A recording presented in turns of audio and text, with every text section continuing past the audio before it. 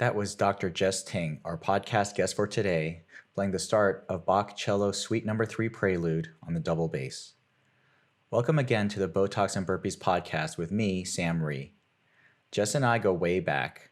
We were classmates back in the 90s at Columbia University's medical school, Columbia's Vagelos College of Physicians and Surgeons. Jess was valedictorian of the class, and as you will hear, he has continued on to great achievements. Jess grew up in New York City and attended Juilliard School, studying the double bass. After going to medical school, he also went into plastic surgery. We trained for a couple years together in general surgery at Columbia Presbyterian Medical Center before going our separate ways. Jess did his plastic surgery training at University of Pittsburgh Medical Center, and then a hand microsurgery fellowship at the Hospital for Special Surgery in Manhattan. Since then, Dr. Ting has been an assistant professor at Mount Sinai's Icahn School of Medicine, where he has headed the groundbreaking Center for Transgender Medicine and Surgery, one of the first programs in the United States to offer broad, multi-specialty transgender care in one location. To date, Dr. Ting and his team have performed more than 2,000 operations, making it one of the busiest centers in the country.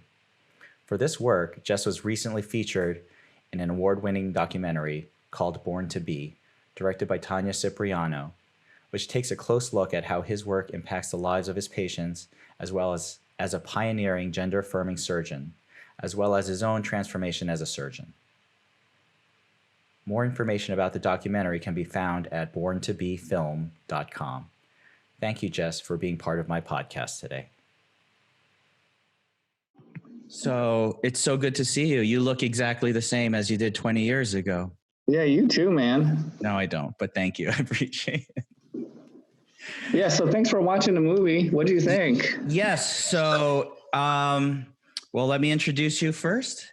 This is my friend, Jess Ting. I have not seen him in almost probably about 20 years. I was just looking. The last time I actually communicated with you, I think was 3 years ago. You sent me a text. I think we talked briefly.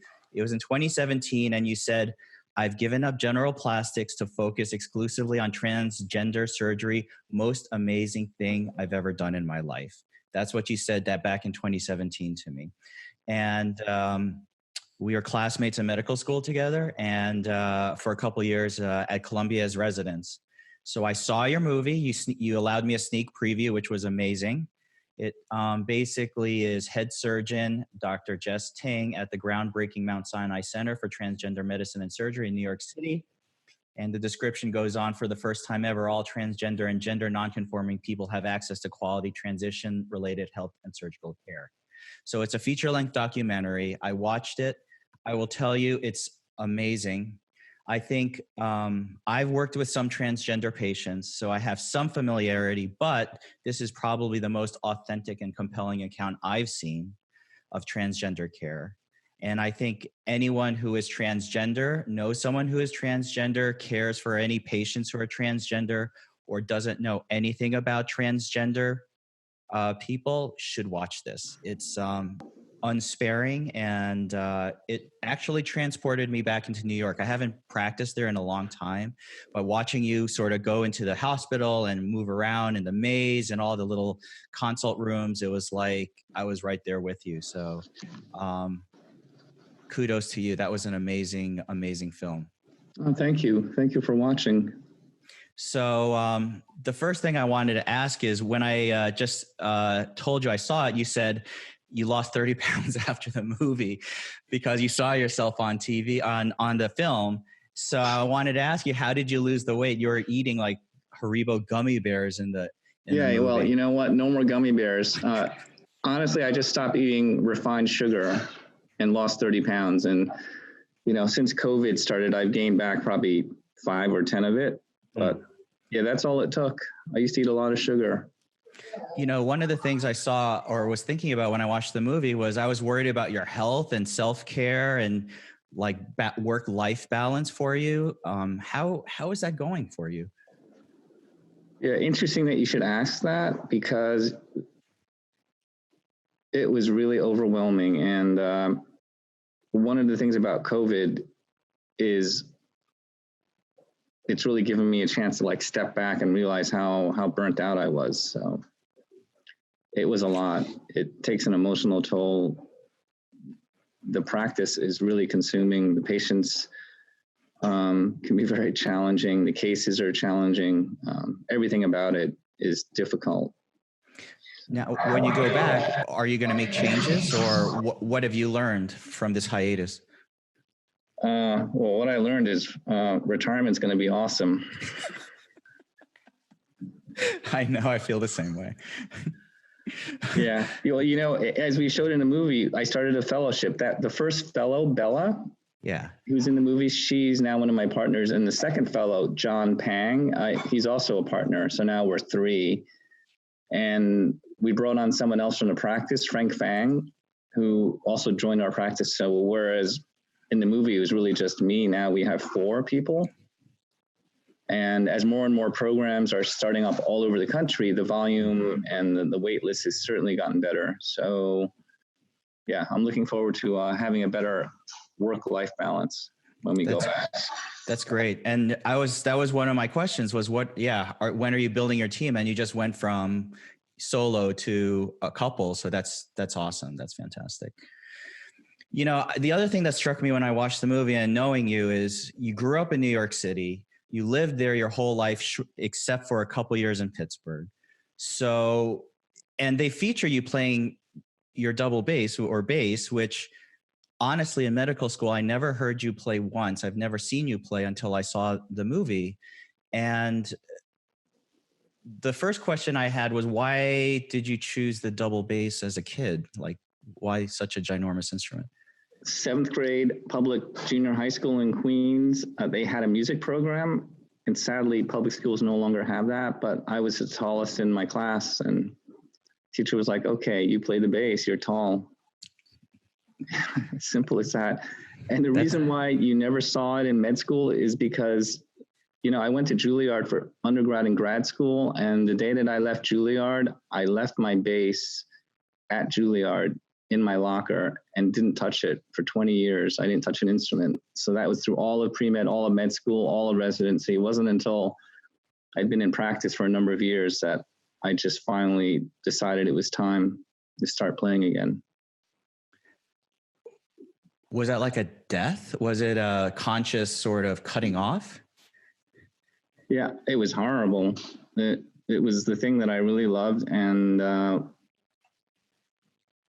to be honest, I never really wanted to be a doctor, and I just kind of had to do it just because of the practicalities of life and the prospects of finding work as a bassist. And, you know, it was like quitting smoking. If it's something you really love, it's hard to just walk away. And the only way that I could do it was just to stop cold turkey and not think about it. Yeah. That was a long time, 20 years without any music. But best thing I ever did was going back. And yeah, one day I just said, you know what? I'm going to start playing again. And I went on Craigslist and found the bass for sale in Staten Island, of all places, drove out and just bought it on the spot and started playing again. That was amazing. It was terrifying because I wasn't sure I'd be able to play anymore. 20 years is a long time.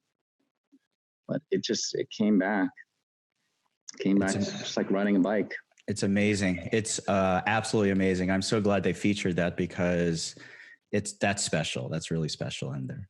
I mean, you did mention that you did not think music was the ideal career, or maybe your family had you mentioned it was like your family's thinking. And I never heard you also in medical school talk about your family. And your brother, you never mentioned your brother, who was, I know you at least have one older brother, Windsor, who was a cardiothoracic surgeon at the time at Columbia.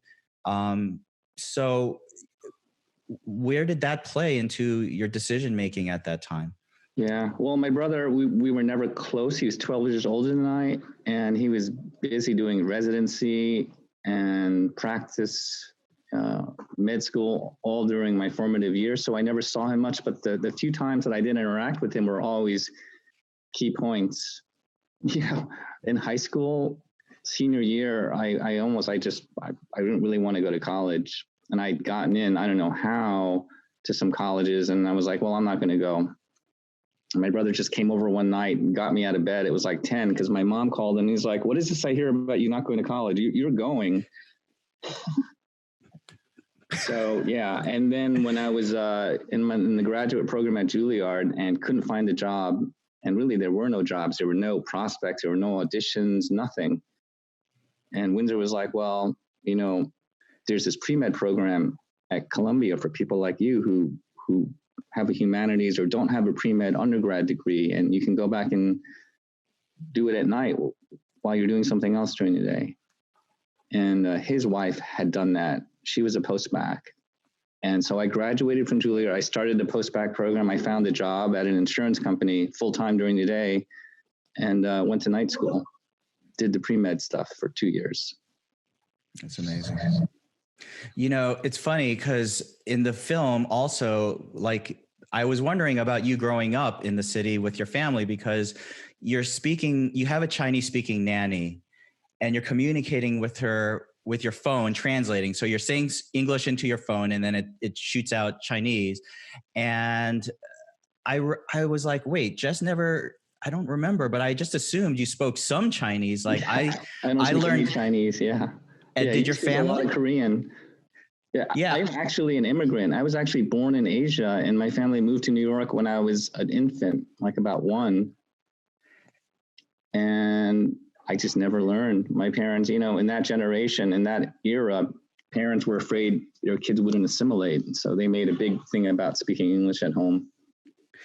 I mean, same with me, but I at least could speak like caveman Korean, sort of like first grade or kindergarten Korean, but yeah. The other reason is because, you know, my parents split when I was like 4. My dad was pretty much out of the picture. My mom was a single mom. She worked a lot and I didn't really see much of her.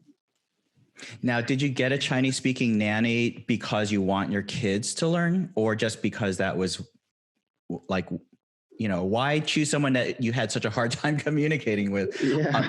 Have you ever had a Chinese nanny? Man, they are like the most amazing cooks. They can cook, they clean, they're the best. Got it.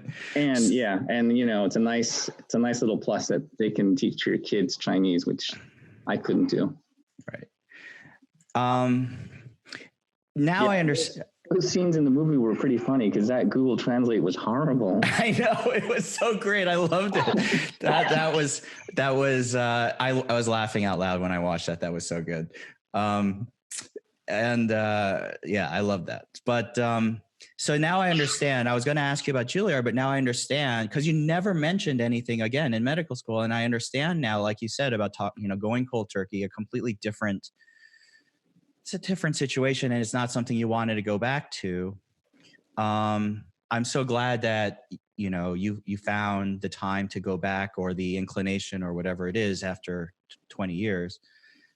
What I remember the most vividly from you in medical school is, well, you mentioned it in the film, you won the Janeway Award, which is the valedictorian of the class. And I remember sitting with you and Sakun, who's another one of our classmates, in class our first or second year, and everyone would be writing frantically. Sakun really didn't give a shit, so he wouldn't write either, but he just wasn't paying attention. You looked disinterested, but you did so well on the exams, and it was like, was it as easy for you as you made it look while we were going through that? No. You know what? It was terrifying. I was terrified. But you never wrote anything down. You never you look completely different than everyone else sitting there in class in lecture. Really? I have no memory of that, but yeah. When I switched to doing pre-med and then med school, I was just always worried that coming from a music background, undergraduate and grad degree in music, no pre-med, no science, I just felt like I was woefully unprepared. And so I studied hard. And you know, the other thing in med school is I have a really bad memory. I have terrible memory, so I could not memorize, which is a handicap in some ways, but then it meant that instead of memorizing, I would have to try and understand everything. It's a little counterintuitive, but I think that really helped me. because I could not remember like the biochemical steps of, the Krebs cycle or anything. But then if I figured out what each step was for and why it was necessary and figured out the mechanics behind it, then I could remember things. And that was how med school was for me. Wow, that's a deeper understanding than everyone else. And that's so funny because for the last 20 years, I said the smartest person I knew was Jess Ting. He sat there in class, memorized knew it, like he had like one of those perfect, photographic memories. And it's so interesting to hear you now tell me how you actually learned back in medical school. That's so funny. Yeah. The few things that I had to memorize, I don't remember, but everything else I still remember, because I remember, I remember the pathogenesis or the mechanism of that pathway and why that happened. And those things that you retain. I think that's a very good advice for people actually studying, because you're right. Everything I had to cram, I don't remember. Not unless I had to use it again in some way, shape, or form afterwards. So that's actually really important to know. Yeah, and the other thing, I think coming from a music background, I looked at things from a different perspective, in a different way. And I think that was an advantage too. Because I think a traditional pre-med undergrad education, it teaches you a certain way of compartmentalized way of thinking that really actually isn't good. The only thing you're memorizing, I guess, per se in music is how to play a piece, but you're not memorizing the notes. You're memorizing how you're playing those notes, right? Which is the way you would memorize what you learned in medical school. Is you learned what everything was for. And when you do that in Juilliard, it's not rote, you're performing it, which is the way it sounded like you were learning. It's analogous. When you think about music, when you memorize it, you don't think about the notes. I think about like each piece is a journey. It's a story. There's a beginning, an intro, a development, a high point, a conclusion. When I think about the shape of the piece, the harmonics, how the chord changes play into the shape of the piece and the dynamics. And a piece of music is it's like a living thing. It's not just a collection of notes. If you think about it as a bunch of notes, you will have memory slips, right? There are musicians who just had to give up their careers because they couldn't remember things. But I think it's just like medicine. You don't memorize the steps. You have to think about it as in a more dynamic and integrated whole. Oh, absolutely. Every procedure is like that. You can't just think of the steps, you think of the whole, because otherwise there are little pathways that you have to slip down, or, you notice this and you got to fix that before you keep going to the next thing. And it's slightly different this way or blah, blah, blah. It's the same thing. And surgery is just like that too. Yep. You're right. So we both chose plastic surgery, and sort of the classic answer is that it's artistic, it's creative, it's so many different things, or blah, blah, blah. I've heard all of the answers from so many people wanting to do plastic surgery. Why is that really the same reasons why you chose it? No. Okay. Do you remember that I applied in 4 specialties? Did you know that? I think I do remember that. Yeah, Linda Lewis she says, I've never seen a student do this. You're crazy. I applied in internal medicine, emergency medicine, general surgery, and orthopedics. I do remember. I do remember. I knew for sure you also applied in ortho, but I forgot about the other 2. And so the thinking behind that was... Well, I loved everything in med school. I loved every rotation. I loved medicine. I loved ER. I loved OBGYN. Surgery was actually probably my least favorite thing. And I was all set to do ortho when, remember Dr.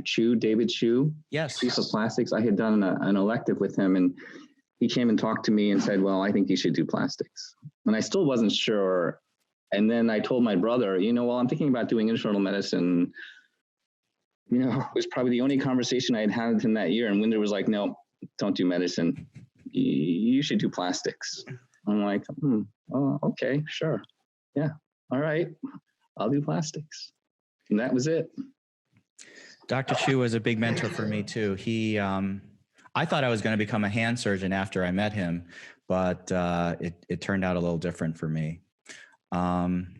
So when you did so just a little backstory. So I took a year off, like we started in the same med school class of 95. And then I took a year off between second and third year to do research. So then we both finished, you finished a year ahead of me. And then we both did 3 years of general surgery residency at Columbia. So you were my senior. What did you find, or what did you like or not like about those years at Columbia?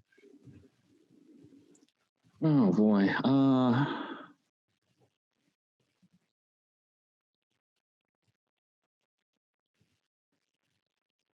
Just thinking back, to tell you the honest truth, I didn't really enjoy surgery that much as a junior resident. Who does? I'm like, wow, is this all there is to it? Yeah, I agree. But then again, more backstory. We had both been planning to do our plastic surgery training at Columbia, but they lost their accreditation. And so you went to Pittsburgh to finish your residency training in plastic surgery. First time you ever left New York. You were not planning on leaving New York. What was that like? Yeah, no, I remember. And it was almost towards the graduation dinner. I was a third year general surgery resident, and I was slated to start plastics in the fall. And they just called us up and said, the program's been shut down. There will be no graduation. Those two senior plastic surgery residents who'd gone rogue will not graduate. And the ACGME has shut down the program. Everyone will have to find a new residency. So we were all scrambling, everyone. And I was lucky enough, I don't know how, I found a great spot in Pittsburgh. I think because Adam Katz decided to spend an extra year in the lab to work on his fat stem cell project. Now, I think some of this is, when I look back at it, is that, and almost everyone who's gone through that, like all our co-residents, have done really well. And it seems like it's a good lesson in learning that everything isn't a straight course or a smooth path. There's a lot of twists and turns that are unexpected. When you came back, you came, of course, back to New York City to do your hand fellowship at HSS. And I didn't really talk to you much then, but I do remember you telling me that the experience was good because it wasn't just hand. It seemed like you were operating all the way up to almost the level of the shoulder. Do I remember that right? Yeah, at HSS? Yeah. Yeah, we did everything, humerus, elbow, and then we did a bunch of free flaps too. Why'd you choose hand after plastics anyway? There's always this connection between music and fascination with the mechanics of the hand in the upper extremity. And, I'm Asian. It seems like hand surgery and Asians, I don't know, it's like music and medicine. There's a lot of Asian hand surgeons, so figured I had to follow that stereotype. And then you were at Mount Sinai, and then I do see in the film, and I also heard one of your other podcasts with Slate, where you basically, Mount Sinai decided to open a center for transgender medicine and surgery back in 2015. They asked for people who were interested, and you stepped up and you said, I would, and you knew nothing about it. You had no real experience with any of it. And yet when you texted me 2 years later, you said this was the best thing you've ever done in your life. And watching the film, it's clear what some of the ups were in terms of why it's so amazing for you. The things that I thought about when I saw you was, as surgeons, I don't know, I'm a surgeon and I like operating, and everything else around the operating is basically for me to get to the operating room and do my thing there because I really like that. There's so much around not operating. Do you find that same issue where you're like, I wish I had less of the non-operating stuff to deal with so that I could operate more? Or is it that with this community, you actually enjoy all of it? Well, the interactions are a part of what really made it rewarding. Seeing the change that we make, as plastic surgeons, everything we do has an outsized impact on our patient population. I feel more so than many other general surgery procedures, right? Everything we do is so visible, and something simple like a breast augmentation or a breast reduction is life-changing. And to the extent that happens in plastic surgery, it's even more so the reality of gender surgery. The surgeries we do are life-altering in a way that I haven't seen other operations be in the past. So seeing those effects, I mean, the operations themselves are mind-blowing. They're complex, like nothing else I've ever done. But seeing the effects on the patients before and after surgery is really what makes it rewarding. You know, I have worked with some transgender patients. I think the biggest point, or one of the biggest impacts that your film had, was when you work with transgender patients, it's hard to understand just how, I mean, and you watch it with every story in the film, every story, every patient had a lifetime of rejection, denial, hate, negativity ever since they were a kid. And you said yourself that you didn't realize that there was a lifetime of neglect and hate for so many of these patients. It's so sad. And I find, like, watching that it was almost overwhelming to have to try to manage patients that have been through all this. Yeah, well, that's very wise, very perceptive, and it is very challenging, extremely challenging. I mean, as incredible as these surgeries are, they don't change what patients have been through, the traumas. You don't undo the traumas that patients have lived through. Yeah, the lifetimes of neglect, marginalization, rejection. There's a particularly sad story about your patient, Devin, who after completing transition attempted suicide. And, attractive, vibrant, everything that, had stood up on a podium and gave a speech. And, I think as plastic surgeons, definitely, we realize surgery doesn't fix everything. And sometimes surgery can be a complete success, but the actual result in terms of what happens with the patient can be a failure. I can see that in a lot of different ways, maybe not meeting expectations or other issues. How do you deal with that kind of issue? Part of it is, as a surgeon, managing expectations for making sure patients understand what to expect from surgery. Another part of that formula is having very good support. We have a multi-specialty practice with social work, psychiatrists, psychologists, endocrinologists, and we rely a lot on our colleagues for preparation for aftercare. That plays a big role in our outcomes as well.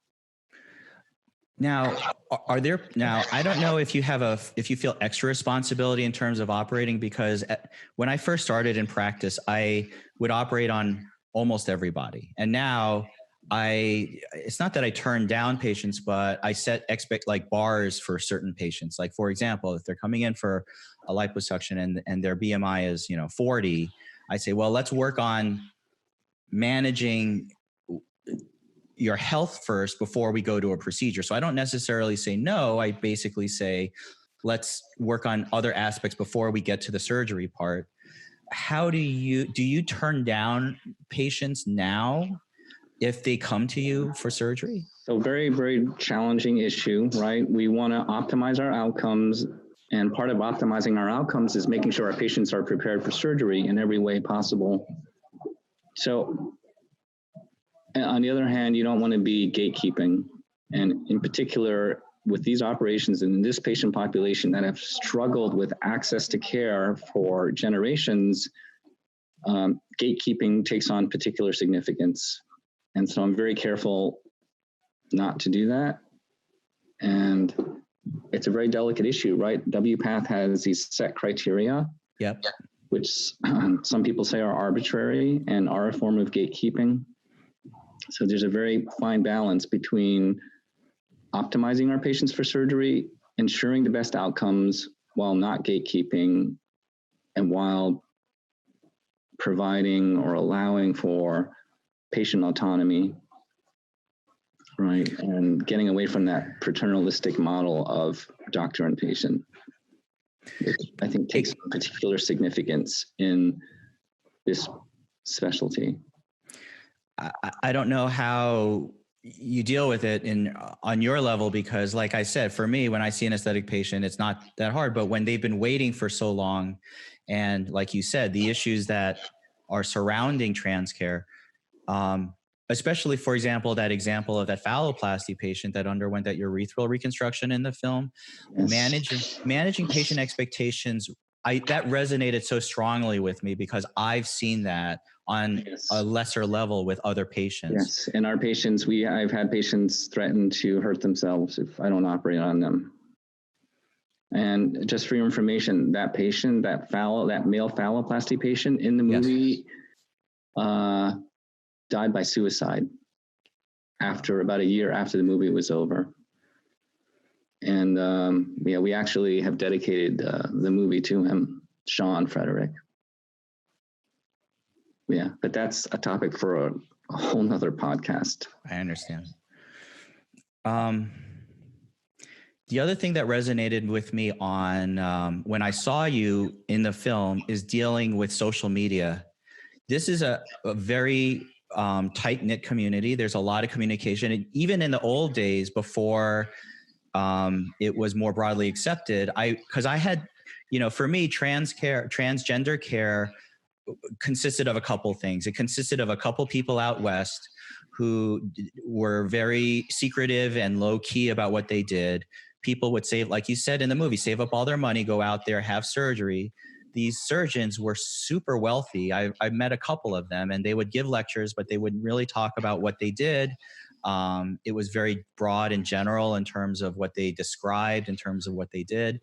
And fortunately, where I was at Michigan, we actually did bottom surgery there. There's a surgeon, William Kuzan. Yes. So that was the first time I saw a penile inversion vaginoplasty, and that blew my mind when I was a resident. It's, like you said, so technically complex. But they all talk. They are very close. I did a quick look online for you, and I saw very many positive comments, and then a bunch of just all plastic surgeons, negative comments too. And I deal with the same issue. All plastic surgeons deal with it.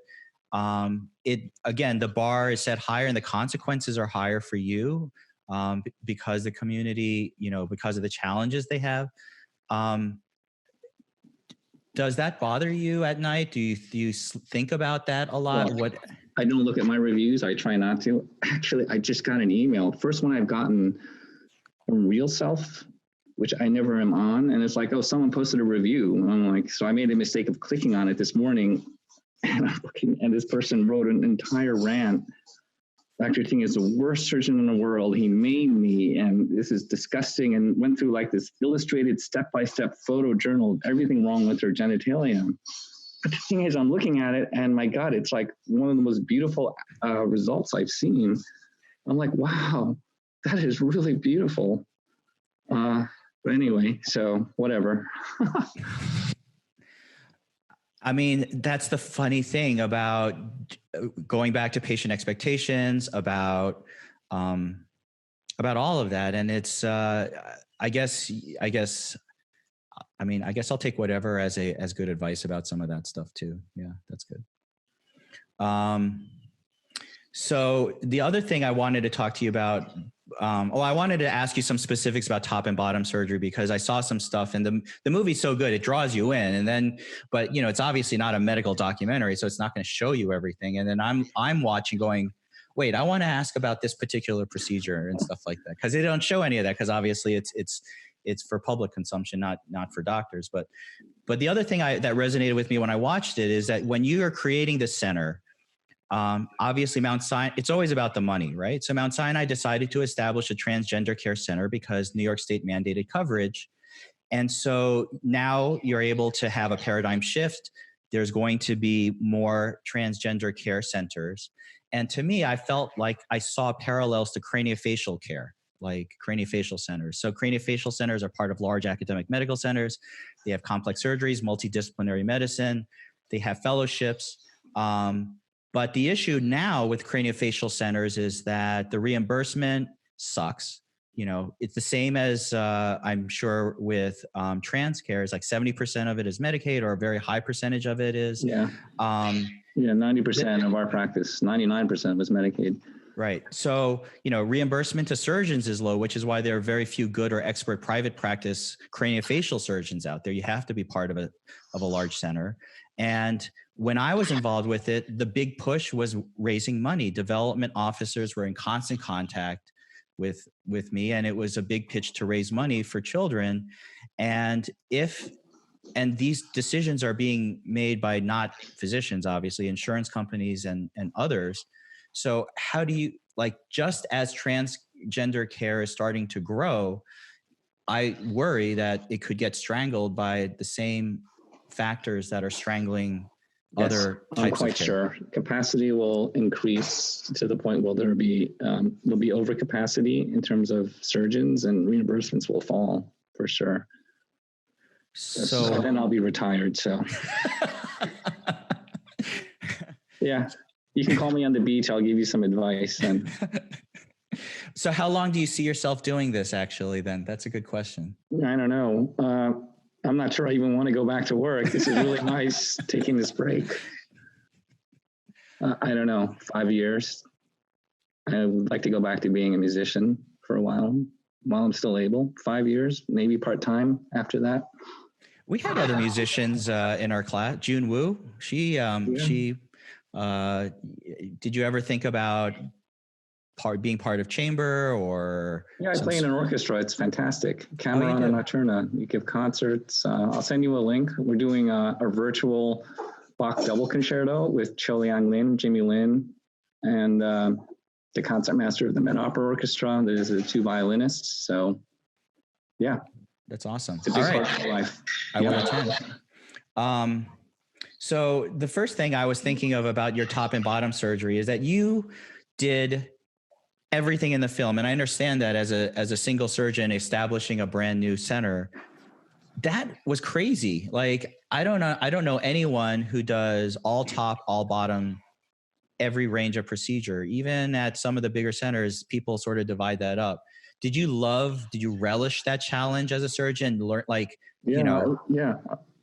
Well, you know me, my mind never stops working. So I enjoy doing everything: metas, phallos, vaginoplasties, FFS, breast surgery. Something did have to stop. I gave up doing breast just because I just couldn't do it all, to focus on the bottom surgery.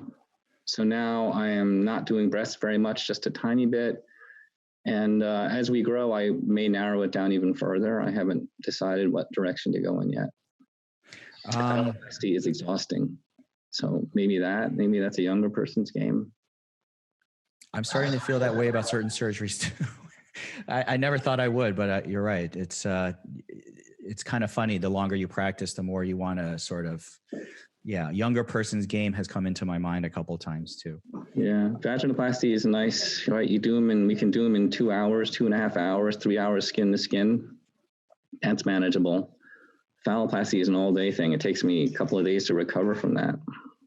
Have you thought about lecturing, talking more, publishing? I mean, obviously you have fellows, so more publications, I assume, will be coming out, but.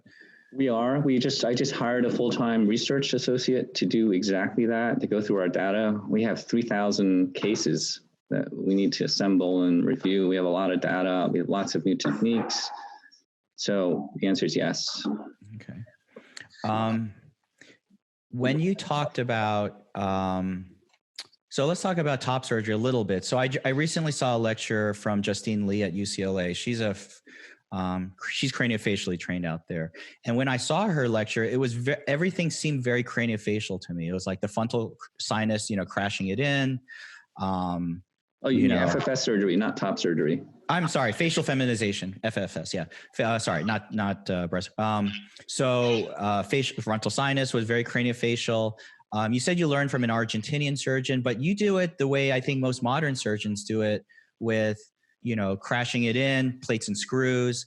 The old guys used to put a lot of methyl methacrylate or implants in. Was that complicated or difficult for you to do?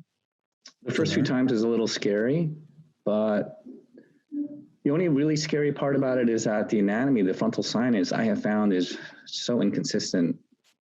And you really, preoperative planning is everything with the frontal sinus shaping. You need to know the anatomy of that frontal sinus in great detail. Once you know that, technically the operation is really easy. It's all about decision making, where you make your osteotomies. You don't want to make an osteotomy and be looking at dura. Right. And then like at UCLA, they do also for insurance reasons, they do the whole thing at once. And I assume you do too, like, yes. Tracheal reduction, the rhinoplasty, hairline lowering. Everything. Do you do any angle reduction for the mandible as well, or no? Yes. Okay. And then fat grafting? No. So do a lot of liposuction. A lot of lipo. So what do you find is, other than, I feel like the frontal sinus makes the biggest difference, and then the rhinoplasty does too, which you had a fantastic, and the hairline. I would say even more than the frontal, as equal to the frontal sinus shaping, the hairline advancement is huge in terms of impact. And we've gotten very good, and we get dramatic, like hairlines you wouldn't think you could advance. It's changed the way that I think about soft tissues of the forehead. Get incredible advances in how far we can bring the hairline forward. Brow lifting, you ain't seen brow lifting until you've done it this way, right? And you can get rid of the bone that's underneath the brow and then remove 3 or 4 centimeters of skin. That is a brow lift. Amazing results. I saw that, again, a great story of the person who used to be a male model. And yes, mahogany. Yes. So I just love the stories. The patient stories are so good in the film. Okay. So then you talked about how you built on figuring out peritoneal grafting, and the other thing which was not mentioned, and they showed the peritoneal graft on a plastic model intra-op. Yeah. Then, and it was so funny because when I was watching the Phalloplasty and I saw the radial forearm free flap, and I was like, oh, it's something I know. I remember this from 20 years ago. This is very familiar. And then you had this Ting Phalloplasty, which they never mention and they don't talk about. And I was like, wow, if I was a patient, I would definitely want to know so much more about it. Unfortunately, they didn't really talk a whole lot about it. Yeah, so that's something I spent a lot of time on, and it's really evolved. We do it very differently than it was done in that particular patient, but the idea is just not using a different donor site than the entire forearm for the skin. And there are actually some very good local tissue options, if done correctly, that can maintain sensation, might avoid microsurgery. That's where I'm waiting for your lectures and your papers to come out, because I feel like a lot of these technique papers need to be published so that people can sort of work and build on it too. We're getting there. I'm getting close. I think I have like at least the external phallus figured out. The urethra is still a challenge. It's funny because I think a lot about the forefathers of craniofacial surgery and how they developed some of the big facial rearrangement techniques. And I think about what you and some of those seminal papers and techniques described. And I feel like this is sort of like that, just, 60, Absolutely. 70, 80 years fast forward. Yeah, it is. One of the things that made me want to do it was right away I realized, this is like becoming a free flap surgeon 40 years ago at the dawn of that operation. This is that time. These operations are new, they're underdeveloped, and there's a lot of room for innovation and change, which is quite unique. It's funny, you say a lot of statements in here, and if I didn't know you, I would be like, wow, this guy is so full of himself, so full. And yet I know you and I know who you are. And I was like, this is not Eric. This is Jess. And not only is this not Jess, this is Jess fulfilling his potential. So you mentioned, you said it, and it was so funny because before I saw the movie, I was talking to people at my staff. I was like, I'm going to, there's this plastic surgeon, I knew him in med school, and he's, and I said, he went to Juilliard. He was valedictorian of his medical school's class. He's a plastic surgeon in New York. And, he has this new transgender center. And you mentioned all of it. it's funny because you said the goals you set for yourself was to be at Juilliard, to be valedictorian in medical school, to be a successful plastic surgeon in New York, to have a groundbreaking medical center. And my staff asked me, well, okay, is there anything that he wanted to do that he didn't get to do or he didn't succeed at? Because, and I was like, that's a really good question. Sorry. By the way, is there video in this podcast or is it just audio? It's video. We're both going to be shown like this. Oh, really? Oh man, I should have done my hair. You look fine. Anyway, yeah. So is there anything that I didn't do that I would have liked to have done? Yeah, goals that you set for yourself that you didn't achieve. Well, I was pretty bad at my first marriage. So that was a failure. Yeah, definitely. Certain aspects of being a father were less than ideal, but I think I've made big improvements and big strides in both those areas. And yeah, I wish I were a better bassist.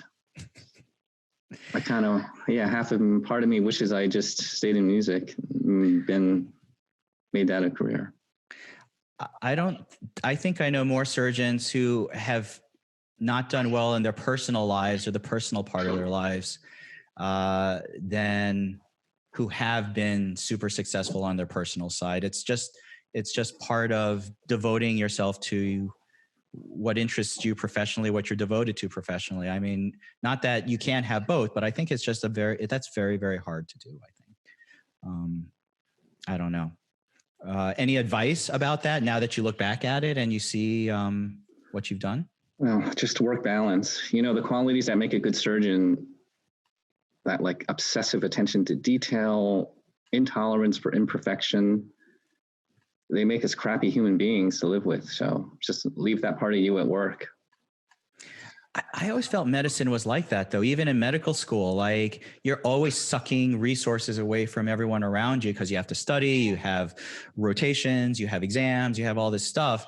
It takes a long time, I think, as a physician or as a surgeon to be able to start giving back to those people around you. Sometimes it feels it does. And, it depends on what stage you are in your career, but always keep in mind, don't leave the best part of you at work. You got to bring some of that positive energy home with you. What do you tell your kids? I mean, obviously your kids don't need you to say anything. They see everything that you do. But it's always a common question. Would you want your kids to go into medicine? Is that something you encourage? No, I have not encouraged that just because it's a hard life. So many sacrifices in medicine. I don't think it's going to be even harder to be a doctor for our kids. Music, being a musician, if you love it, unfortunately, classical music is a dying art. So that's equally dismal in terms of outlook. I don't know. I tell my kids, just start a gaming company. That seems to be the thing. Like create the next Minecraft, sell it for $1 billion to Microsoft. I could see your kids doing that. I definitely could. Is there a last question? Is there anything else I should have asked but didn't? No, I've done a lot of interviews and your questions were the best. Thanks, Jess. I've known you. It's been 20 years, but you are still the same person that killed it in medical school that I know now. And I'm so happy to see what you're doing. It just makes me like full of joy to see how successful you are, what you're doing, and that it's out there and it's public because, it makes me really proud to have known you then and to see what you're doing now. Oh, that's really sweet. Same to you, Sam. Yeah. Thanks very much. Thanks. I'm going to send me the link to your concert. I want to listen to it and watch you guys. Okay. All right. Take care, Thanks, Sam. Thanks again, Jess. Okay. Okay. How do I turn this off?